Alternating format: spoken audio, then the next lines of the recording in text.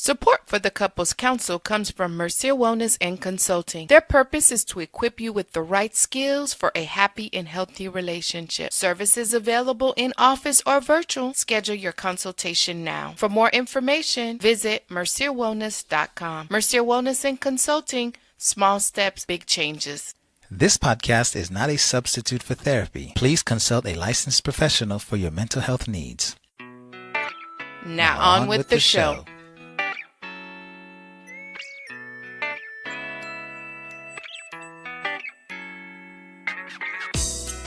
Hello and welcome to the Couples Council. I'm Dr. Jameson Mercier, your host, with my co-host, Herdyne Mercier. And guess what? Guess what, babe? Guess what? It's the new year. Happy New Year. Happy New Year. We're so excited about this episode. And as Dr. J and I contemplated who would go first, it had to be no other than MJ Harris. Well, you're kind of jumping the gun, babe. Why? Well, first let's remind them that we've been promising them a lot of new content. That's true. A lot of new material. But I'm so excited. Yeah, we even got a brand new sexy voice for you. Yeah. Dr. J's getting over a fever. No, this is my brand new co-host voice. And what we're going to do is we're going to milk it as long as it lasts. Nice and slow. Thank you. Anyways, Happy New Year, guys. One of the million reasons I married you. Happy New Year, guys. Yeah, I am getting over a little congestion, but it's not keeping me out. It might cut me down, but not out. And so like my wife was saying, we do have a wonderful interview that we're going to share with you this episode. This is an interview with a powerful brother by the name of Malcolm MJ Harris. Some of you may know about him, some of you may not. We're going to assume you don't, and that this is the first time you're hearing about him, so we're going to be the one to introduce him to you. And you'll thank us later after you meet him. He's such a good spirited person. I love him. I love everything about him. I'm just excited. He doesn't look like what he's been through, but I love everything about MJ Harris. Before we break into it, how was your end of the year, babe? Amazing. You know, I'm in this place where you're thinking about all the many blessings. What an exciting year. Just like in that year of review. What do you want to purge? What do you want to keep? Oh, yeah. You know I'm all about purging. And what do you want to work on? And so that's where I am right now. And I'm looking forward to 2019. Yeah. A lot's been happening for us as a couple, as a family. For me, as an entrepreneur. I know. You know. You have some interviews that are going to be coming out. Yep. I mean, guys, it's when we say God is working, Patrice Washington always says, give God something to bless. Yes. And that's a mantra we've been repeating in the house. Yeah. And so we've taken that to heart. Yeah. If you see Patrice on the street, tell her we said thank you. But yeah, we got a lot happening, a lot of changes. But for 2019, we do have a bunch of interviews, great people who volunteered their time, agreed to share their wisdom with us and you.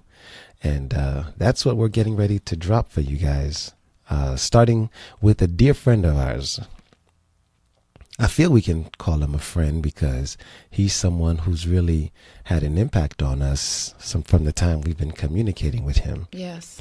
His name is Malcolm MJ Harris. The one and only. Yeah. When you hear his interview, you will understand why we decided to have him on our show and why you'll want to stay connected to him. All right. Trust and believe. Malcolm MJ Harris is a sought-after speaker, motivational success coach, and global CEO. His business empire includes National Care, one of America's largest African-American-owned financial services companies, and MJ Harris Global Enterprises, international multimedia conglomerate. Through his social media and digital content platform, MJ shares daily doses of advice and secrets to success on all things love, relationships, business, and finance. His authentic delivery style and magnetic personality have afforded him a loyal following of over 1 million people across all of his digital footprint. He is fueled by his unending commitment to helping everyone he encounters live the daily life they desire and deserve. So we want to welcome Malcolm MJ Harris to the Couples Council. Welcome, MJ. Welcome to the Couples Council. We are super excited about you joining us. I am looking forward to our conversation that we're about to partake in. I know you're going to give our listeners so much wisdom. I even told Jay, even before the interview, I was like, I think this one might be an emotional one for me because success. And that's no lie. She actually did. We do have some here, just in case. Yes, because success for me is so important. Just a little history about myself is my parents migrated here by boat from Haiti. My dad came first, and then my mom came. He sent from my mom, and then I was born in 1980. First generation American, wanting to live the American dream. Married the love of my life, and I'm doing what I love. But it wasn't an easy climb, and that's where you come in. That's where you come in, and I think our conversation is going to be impactful because we want to really talk about the mindset of a couple and building success as a couple and what that looks like, because it wasn't easy. No way at all. No. Even us, after getting our masters and Jay going off to start his PhD, it was hard.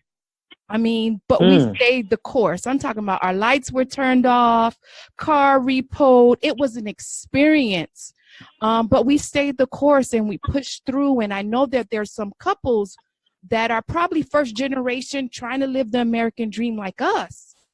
And we really want to inspire them through the conversation that we want to have. And I know they're probably thinking, who is MJ? Can you tell us who MJ is? No pressure. No pressure. Well, let me tell y'all, first of all, it's an honor to be able to be on today. This is just absolutely phenomenal. And I think that anytime that we can empower people, especially couples, I think that is so important. I think that is just hugely important. Now, so for those of you who don't know who I am, my name is Malcolm MJ Harris. Everyone calls me MJ. And, for me, I have a couple of distinctions that have allowed me to be able to share my messages with the world. The first thing is that I own one of America's largest African-American owned financial services companies. It's called National Care. And we've got over 1,300 team members nationwide.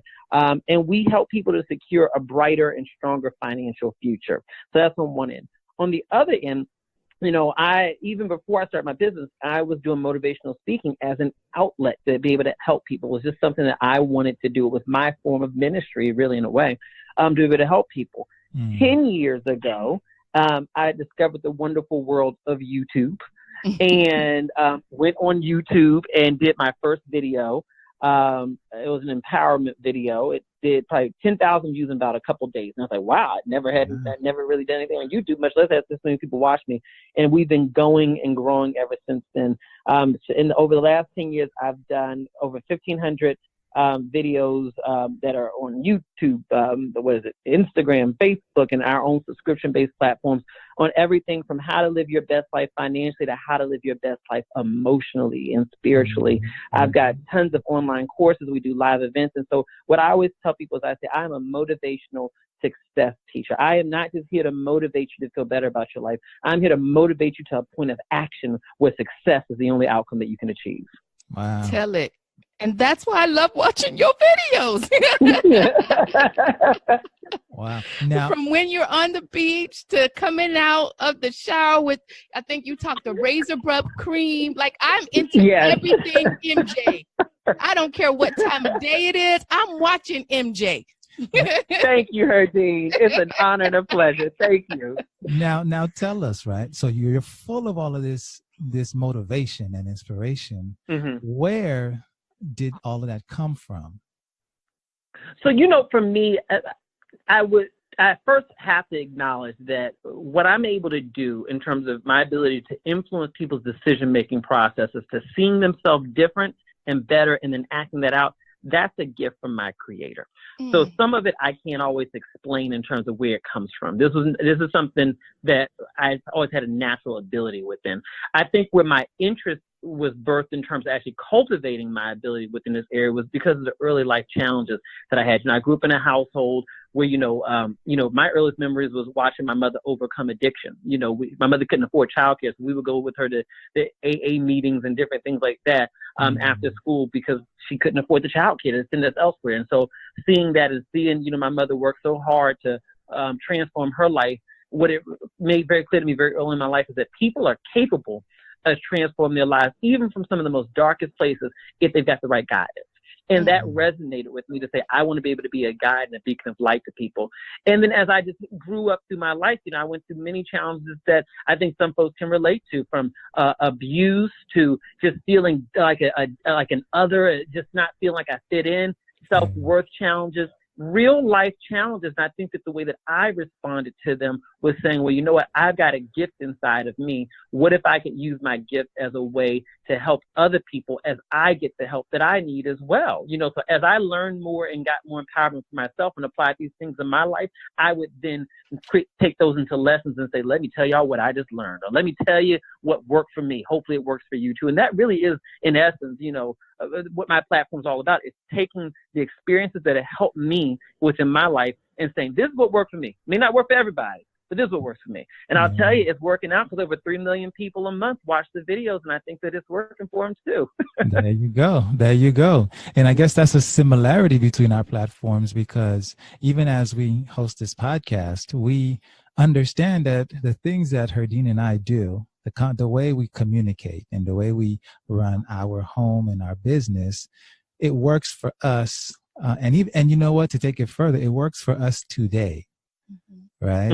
It may not work for us this way tomorrow. It may not work at all after today.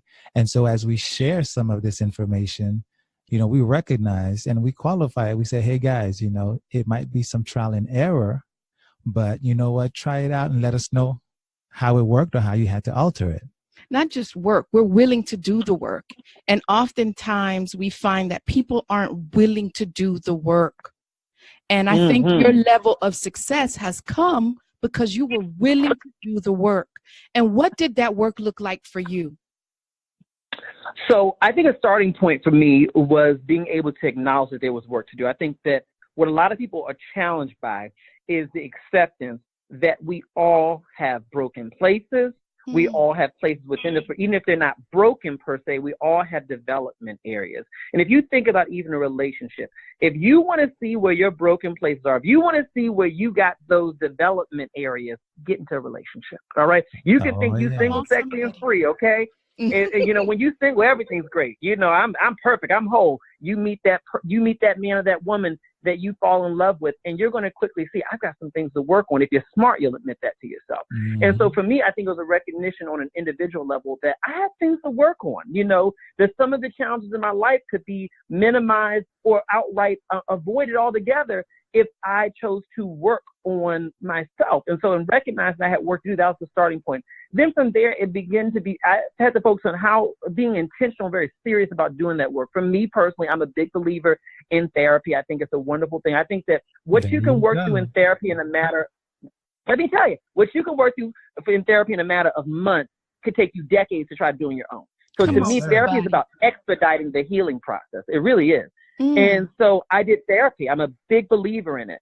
And so I did that. And that was a huge thing for me. And then I think beyond that, it was a matter of surrounding myself with people who saw life in a similar way, in terms of people who believed the transformation was possible. I had to get rid of those people in my life who was like, nah, I just am who I am. Take me as I am. Because those are not the kind of people that I need to be around, especially in a relationship. You have to be able to have other couples and other people around you who do support your way of thinking. And it has to be identical, but at the very least, I think that it needs to be in alignment because your community around you supports your success. Yes, sir.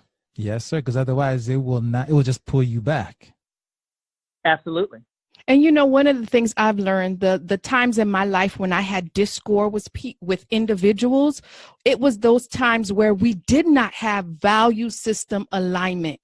Like I'm trying to move forward, they trying to pull back.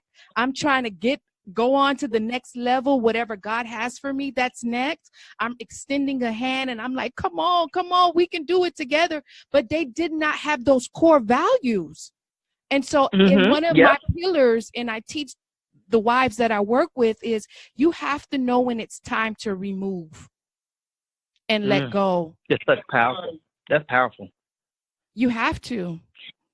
I think that's so powerful because, we hear this saying, that every relationship has a season. Some seasons are for a lifetime. Some seasons may not be for a lifetime, but regardless of what that season is, I think that like you just said, Herdyne, we've got to be able to know when is that season coming to a close. And sometimes the season coming to a close does not mean a total into that relationship. It just means a different way of engaging that relationship. It's an into this form of engagement. And we have to now choose what is an approach that's going to be able to support me in the next chapter that I'm in. I would love for you to be able to be in alignment with me in this new chapter, but if not, I may have to take you in smaller doses. I may have to deal with you in a different way. Not putting you out of my life. I don't want to be dismissive, but not everyone's healthy to stay in the same capacity in your life at all times.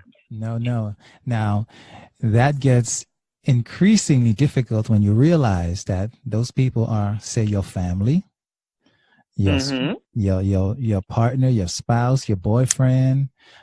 Sometimes it might even be the job that you're in that 6 months ago you was just praying and fasting for, and now you realize, whoa, I got this all wrong. This is not where I need to be. I was just supposed to be here for a short time. I think that those moments in life, they can feel very scary, but God knows I invite them so much. Those moments where you realize that I'm ready for what's next. It's not a matter of grieving that I'm in the wrong place right now. It's a recognition that I'm ready for what's next. That's what discontentment's all about. And I think that sometimes we get stuck in discontentment and we wallow in it about, I don't like where my life is. I don't like where my relationships are. I don't like where whatever is in my life. And that's the wrong focal point. The right focal point, in my opinion, is to focus on that discontentment is like a rumbling that's bursting something new for you. And it's up to you to open your eyes, open your ears, open your spirit to being able to receive whatever those next steps are so that you can move into the next phase. Yes, sir. If that ain't the truth, man, because if you don't take that step into it, that kind of churn, which is, I call it that churn, it eats you alive. I mean, it does. It haunts you and does not let go. But it not only eats you alive, sometimes it creates this zombie-like state.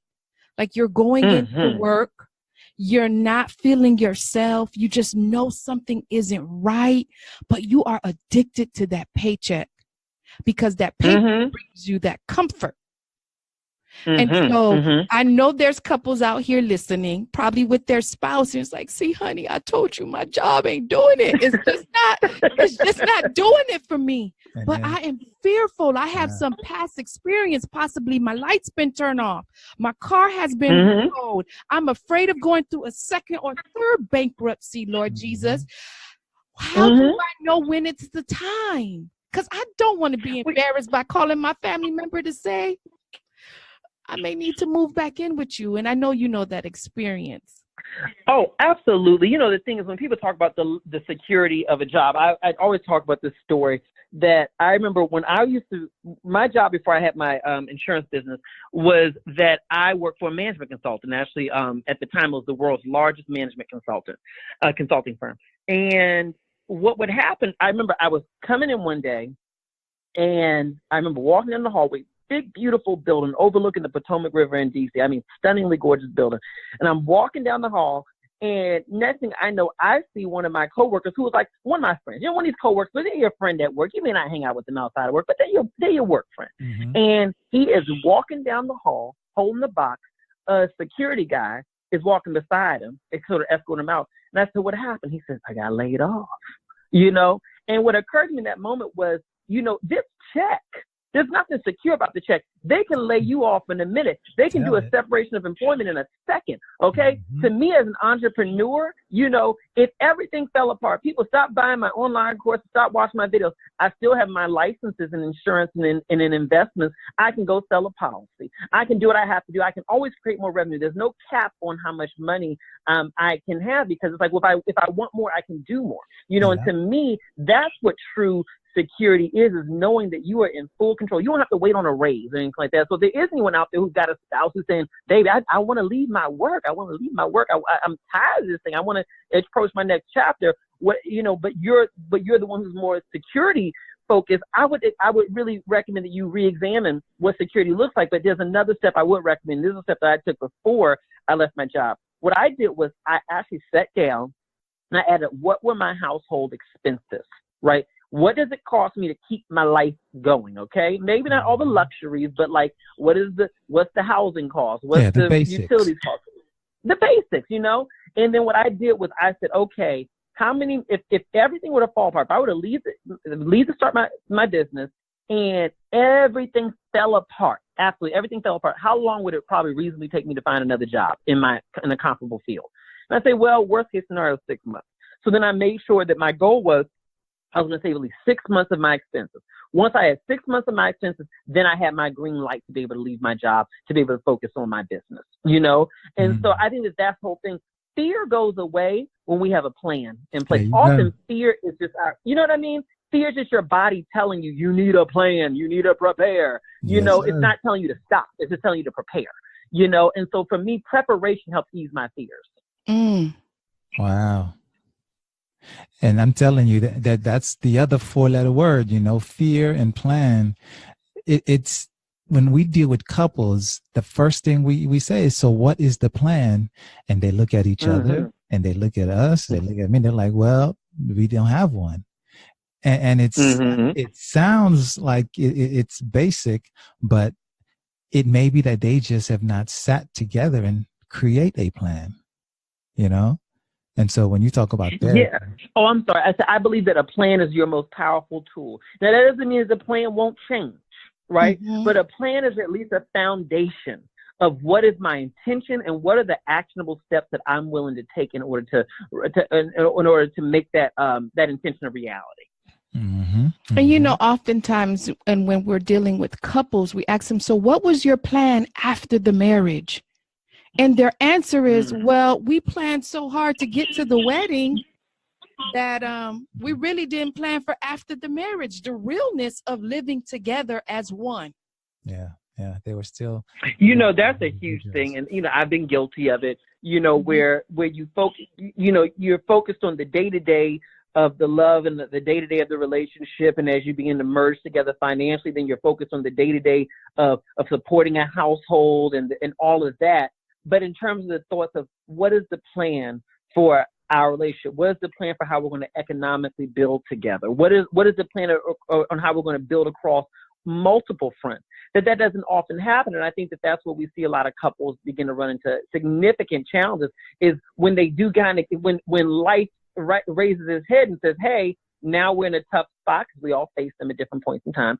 And you don't have the plan in order to know how to deal with that spot when you get there. I think that we see a lot of couples who are really challenged by that, and I think that planning doesn't avoid difficult moments, but it certainly gives you a way to get through it. Because at the very least, you've got a joint focus that you can focus on together. So no matter how hard it gets financially, emotionally, whatever it may be, if you all have got a goal, it sort of gives you both something to focus on that can push you through those times. And I love what you say, if you all have a goal, but when you're able to look at the numbers, it gives you a realistic goal of what you're dealing with. Yeah. Like you're really looking at the numbers to say, okay, this is what we're really dealing with in order to survive our day-to-day or our month-to-month or the next 6 years. And how do we plan to move forward into achieving the next goal? It could be a goal of taking our first trip together. Whatever the goal is, you're really looking at the numbers and instead of saying, we just hope it comes together. Yeah, so that's one word, hope, that we've had to try and educate people about, because hope is not bad, but if that's all you have, you're in trouble, because that's a dangerous place to be without hope, with just hope, I should say, and with couples or families, when we're talking about taking a look at the reality of the situation, sometimes a husband or a wife may not want to know. They just would say, you know, Why do you think that is? It's scary. Or maybe they already know and they don't want the confirmation. You know, in your work, I mean, have you come across that and any responses you've gotten from clients to responses to that question? I'll tell you. So I'm thinking about a particular couple that I worked with. This was years ago in DC. And I remember I had just started my business, so I didn't even have an office back then. I would go out and I would meet with them wherever their location was. I can't tell you how many bad casseroles I've had to eat in my life because I would go to people's homes and say, "You want some dinner?" And of course, you got to eat what they serve.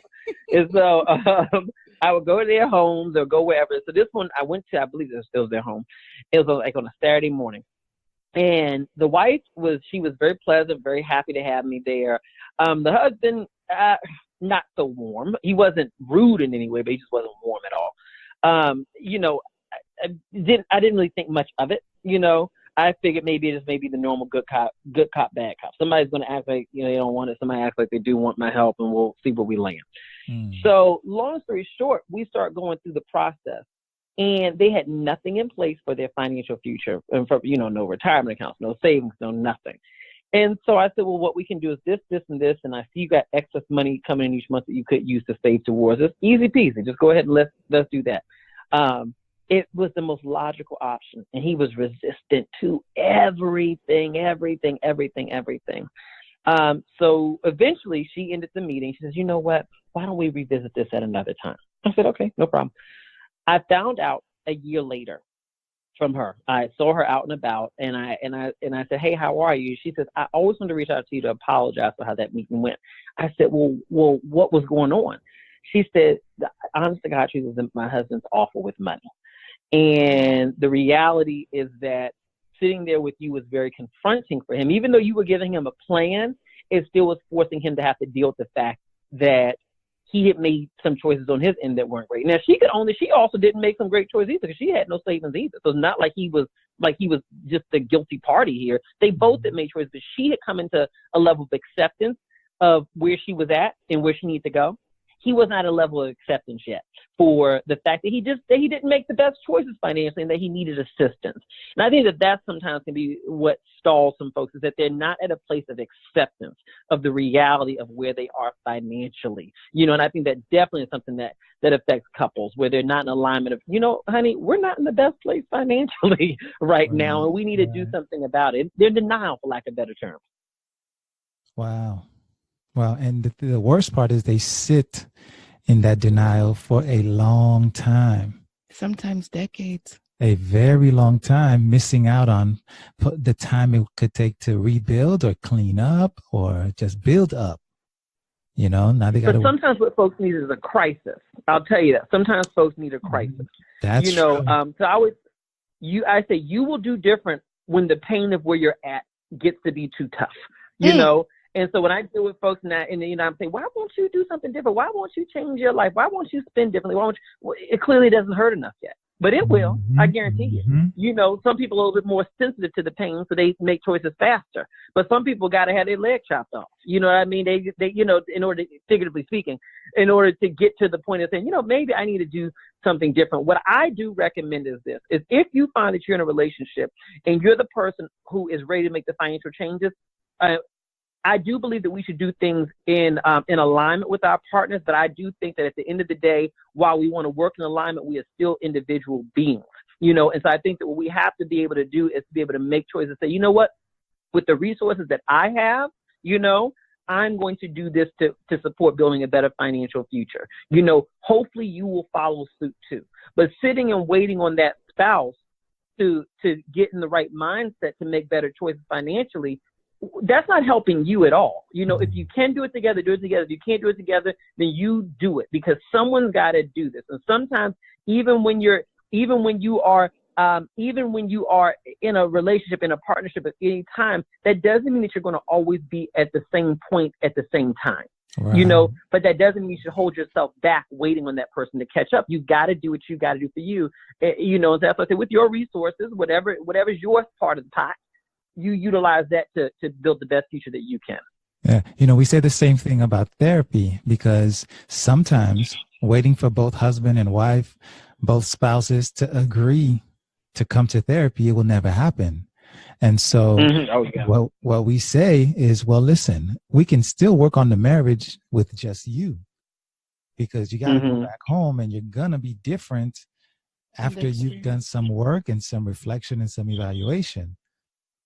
We tell absolutely. We tell the story, and when we, full disclosure, we've had to check in with a therapist before. Herdyne wasn't exactly willing to go with me. And so I said, hey, listen, I love you. I want to stay with you. I can't force you to go, but this is where it's going to be. This is who's going to do it. This is when, and this is the time. Maybe I see you there. Maybe I won't, but this is what I'm going to do. And she came around. And so. Absolutely. Yeah. But I think. No, go ahead, Herdyne. I was going to say, like, that process for us was like, it made me sit and reflect. Okay, you say you want the change, but now why aren't you willing to do the work? He's gone ahead, he's made the appointment, and it goes back to self-reflection. One of the pillars I teach wives, you got to be able to reflect, because marriage puts a microscope on your issues, not your spouse. I think that's one of the most confronting things that people experience is that, like I said, if you want to see yourself in a different light, get into a relationship, and it's not a different light, it's just a brighter light on you, because you literally have a mirror shining back on you by way of that person, by way of their reactions and so on, where, it's amazing how the people that we often choose and are attracted to in partnership are people who often have approaches and viewpoints that trigger our own stuff, right? The very things that attract us often can be very triggering. I think that, when folks are clear about that, that's a part of the process, that the triggering is not an indication of something bad. It's an indication of two beings coming together. Then I think you're able to deal with it in a much more productive manner. It's a positive thing. Yeah. It's growth. When I see couples and they're like hesitant, or they finally make it in and they're sitting there and they're worried, I'm sitting and I'm smiling. I'm excited for them. I'm jammed up, and they're like, yo, doc, you are a little bit too happy here, because it's almost like you're enjoying this at our expense. And I have to say, guys, I've been where you are. I see it all the time. If only you can see what's on the other side. If only you had just a tiny glimpse of what's waiting for you on the other side, you would not feel the way you do right now. I think that's just the beautiful thing. And that's what we were talking about earlier in terms of folks having something to look forward to. I think that choosing to work on yourself, choosing to work on your relationship, or rather talking emotionally, financially, whatever it may be, it's not enough to just simply say, I want to work on it because I want to deal with this problem that we're facing right now. It's I want to deal with this problem or this challenge that we're facing right now as a means to a shared goal that we're working towards. Is the shared goal togetherness, long term? Is the shared goal having a strong family unit? Is the shared goal building wealth and empire together? If the shared goal is there, I think that is much more of a motivating factor to do the sometimes, very challenging work that comes in relationships. I think that's much more of a motivation to do it than simply, we need to get through this so that we can get through this challenge right now. You have to have something to look forward to. Yeah. You do. Man. If we say it as if it's simple, and I mean, we're kind of preaching to the choir here, but if people just only knew, the shared goal piece is huge. Our selfish natures is what gets in the way of that. Absolutely. And I think one of the things that we have to always remember, and I'm sure, this is something that you all teach, is that the reality is that in most cases, most of us did not grow up with a ton of models to teach us how to engage in the types of relationships we want to build. That's not to say that we didn't seek positive relationships, but the fact is that when you meet your partner, right, and the unique dynamic that you all want to have together, 9 times out of 10, you did not see that modeled identical to what's required for your relationship. Right. And so it is a learning curve. It is always a learning curve. How do you merge your life together financially? How do you bring goals into alignment? How do you deal with some clear philosophical impasses where we're just different in this area and we just do things differently, but we still have to keep on working towards this shared goal? I think that just is a part of it. It is one of the most beautiful parts of relationships, is that they challenge us, to create our own script, so to speak, a script that works for us both. Yeah, the only thing is, when we get married, we didn't agree. We didn't say I do to being challenged, and so that's the part of it that we're like, whoa, where is this coming from? I just wanted to be in love, have some kids, and live my best life. Not realizing that that's part of it.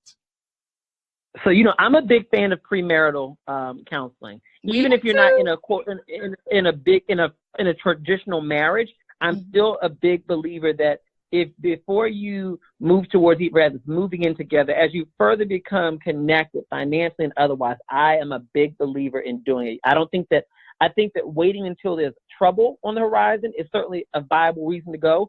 But I think that if you know that counseling is available, do it proactively, even if it's not an issue. I think that it's great because we all come into relationships with our own mindset, our own triggers, our own traumas in some cases, all kinds of stuff. And I think the more that we can proactively identify these things when we're not in crisis, the better we can make plans for how do I deal with this and how do I support you and how do we grow together, with and not have our growth have to be driven by confronting crisis.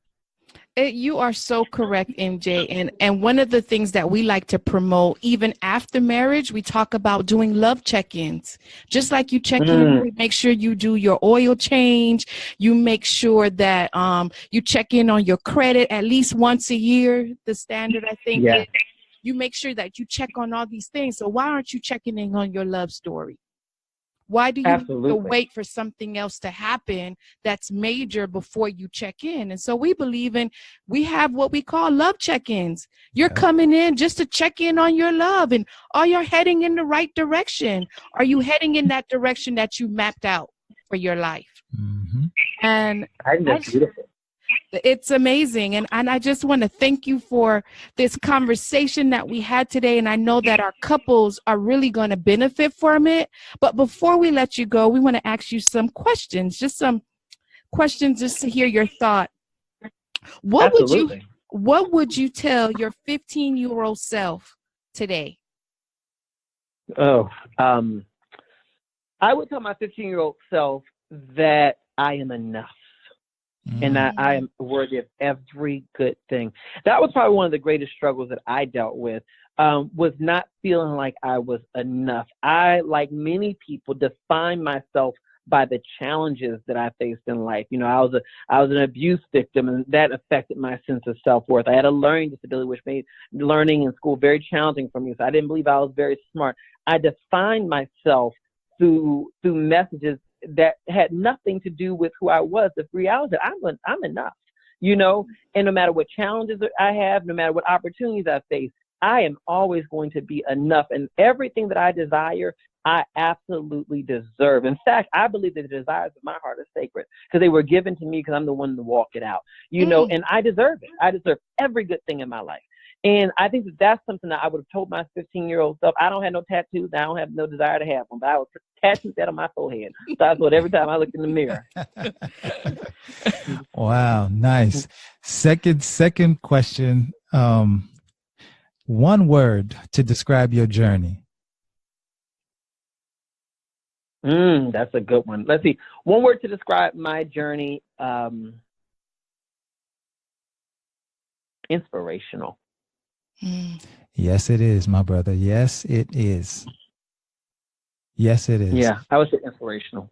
Yeah. And thank you for being willing to share that journey and the lessons from it and the challenges, the obstacles, letting people know that, hey, it is a journey, but you are enough.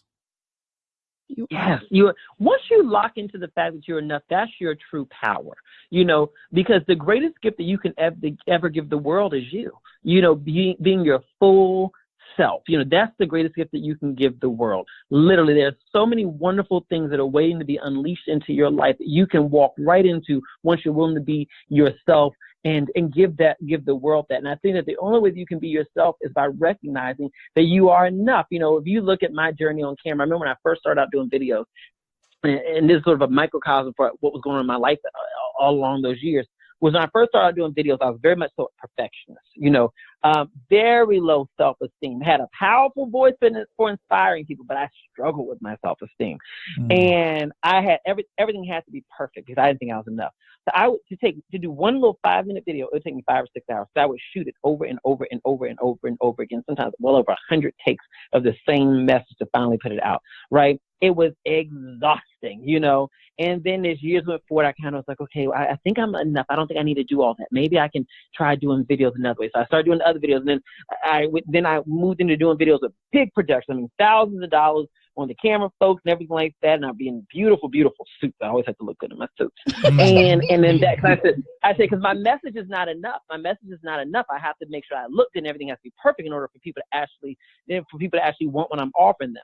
Then as time went forward, I said, well, I don't know if that's always the case, because as Herdyne said, I recently did a video where I was in the bathroom with shaving cream on my neck, getting dressed, about to go to the airport. I did that. That video across all platforms has done about 500,000 views within a couple of weeks. So my numbers and my engagement, as well as my income, has gone up significantly as I have taken down the veil between the world and myself and simply said, I'm enough. Take it or leave it, okay? I didn't have to try to dial back my accent and all that kind of stuff. Just take it or leave it. And my numbers have gone up significantly.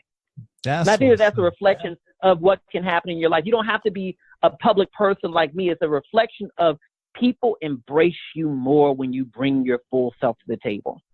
Yeah. Listen, man. And unapologetically so. People can't love you and accept you if they don't know who you are. Yeah. And people have an innate sense of when you're being authentic or not. We all know that experience when you talk to somebody and you say, ooh, I don't know, something about them just seem a little off to me. I don't trust them. But that other person, you may not like everything they say, but you say, I trust her because, I don't like what she says all the time, but I know she's telling the truth. Yes. It's all about that trust factor. Yes, sir. Man, listen, man, we can keep going all night, but our time has just it just flew by. Yes. This was good. And I really do want this to carry on into your platform, Mr. MJ. So can you please tell us how our listeners can find you and why I fell in love with you late night in my bed, watching my empowerment for today. So I'll tell you all this. We try to make it so simple for you to be able to find me. My handle, as well as my website, is MJ Harris Speaks, plural. So that's MJ HARRIS SPEAKS. And if you want to find my website, it's www.mjharrisspeaks, or I'm on Facebook and Instagram with MJ Harris Speaks. So I have something special for your audience today that I really would love for them to be able to take advantage of. Okay. I have a new webinar series where I am teaching you about how do you begin the journey of loving yourself. I think a lot of us, if we were asked on the fly, do you love yourself? We'd instantly say yes, but do your choices reflect that? And what I want you to be able to have is a relationship with yourself where you don't just love yourself, but you like yourself, because there's a difference, okay? And I want you to be able to have the most fabulous relationship with yourself, because I have a belief from my own experience that when you have a great relationship with yourself, that then extends out to every part of your life. You do better financially because you're able to make choices from a place of wholeness and fullness.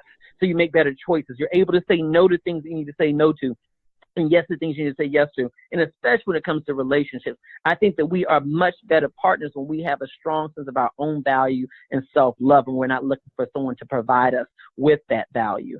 And so in order to sign up for this course, it's very simple. You can watch it online at any time, from the convenience of your phone, if you're in your bed like Herdyne, or if you want to watch and just listen to it in the car, you got all those options. And you can sign up for it at www.lovestartsinme.com. That's www.lovestartsinme.com. And we will also have those links in the show notes where people can find you and stay connected with you, because you are somebody that we're not only are we going to stay hooked up to, but people listening to our podcast, I definitely think they will definitely want to stay linked with you. Thank you. And I want to just tell you all, thank you so much for having me on, because I'll tell you, the work that you all are doing by sharing your life and your relationship in such a transparent form is empowering at a level that I think you know, but I think it's exponentially more empowering than that. You are touching people's lives. You know, it's not just the people who send you the messages and tell you how you've helped their relationships. It's all the people who don't send the messages, you know, that you're truly helping. You know, your transparency and your story is really creating a beautiful path for so many couples and individuals, for that matter, out there. So I want to thank you all for the contribution that you are making to your community. Thank you. You know, thank you, MJ. And I find myself kind of getting teary-eyed because, you know, you put in the work, and I strongly believe that you never go through something for yourself. And I know people say you don't tell your business, you don't say what's happening in your home. But if telling our true story helps a couple stay together to build a solid family for the next generation, man, it's all worth it to us. And so thank you for seeing us for who we are. We appreciate it, man. Absolutely. The world sees you. Thank you. Thank you, man. This has truly been an honor. This has been an honor. I mean, this has been enlightening, inspirational, damn transformational, you know? So we thank you, man. Thank you so much. And we will hook up with you next time. Sounds good. Thank you both. It's been an honor. So that was Malcolm MJ Harris. Now you see why I love him. One powerful brother. And believe it or not, right? What they say, big things, good things come in small packages. He's not that tall, right? I could say that. I could say that. But he is filled with wisdom, But baby. he is one powerful brother, right? Now, a couple things that jumped out at us during this interview, and we made some notes. He said that we all have things we need to work on. So true. And this is such a timely episode because on this new year, this New Year's season, right? Everyone's talking about resolutions. Everyone's talking about things they want to change. Listen to this episode 2, 3, 4 times. Send it to your friends. Send it to people who you work with. Tell them, because we all have areas we need to work on, right? Everyone thinks they're perfect. When he said that, I'm like, yeah. I mean, find out what those areas are, and then seek to improve on them. Don't put a Band-Aid on him. No, you know? Whether it's your relationship, whether it's individual, we all have areas we need to work on. The second thing was be intentional. Yes. Be intentional. Too many of us, even in making resolutions, we're kind of half-assing it. Yeah, that's true. You know, be serious about the things you say. Be serious about the things that you say you want to do, the things you want to accomplish in your life, around your life. Yep. And I think the third thing that we talked about, that he talked about, that was really crucial to me, is surrounding yourself with like-minded people. We all need a tribe. Yes. You know, we all need people who understand our journey. Yeah, but not like a flimsy tribe, like a tribe that will call you out on your stuff to make you better. Yeah, like if you're being intentional, then why would you then go choose like a half-assed tribe? Yeah. Right? Don't choose a bunch of people who are going to say yes to whatever you say. You say, well, I don't feel like doing this today. And they're like, well, that's fine. No, let them call you on your stuff. You tell me you want this. This is what we're going to do. And so, hey. Yeah. I mean, those 3 things just jumped out at us. They kind of hung in the air for us during the episode. Yeah. And even after the end of the interview, we talked a little bit longer. Yeah. But this particular interview we talked on off and on for several weeks, and just super excited to share with you all. We want to hear back from you. Yes. If you're new to the Couples Council family, I am so excited. This is Herdyne on the mic. Once again, this is Dr. J. Yeah. If you're new, go back and listen to some of the previous episodes. Yes. And welcome to our Couples Council. This is a platform where we want to give you real situations for real couples and real advice. Yeah. And so I really want you to subscribe. You got to help us out by rating. And we want to be able to send MJ all of these messages or thoughts of what you thought about the episode. So please comment. We want to hear from you. All right. And also check out MJ as well. We have his tags and his social media handles in the show notes. Yes. Please go and check them out. Listen to the episode again because he gives them out again. Yeah. Stay connected to that brother, of course. And you can always find us at Dr. Jameson Mercier on all social media. Yes. You can find my lovely wife at The Wife Mentor. We're in Google. But again, if it's too much, as always, mercierwellness.com. So we thank you for listening. We thank you for joining us again for another episode. Happy New Year. If no one said it to you, we appreciate you. We love you. We thank God for you. And believe it, receive it, and we hope you'll join us next time on another episode of the Couples Council. Ciao. Hey everybody! Thank you for listening to our mom and dad. If you like them as much as we do, then click subscribe and leave a comment. But now they have to go because it's family time. So go practice what you heard, and we'll catch you on the next episode.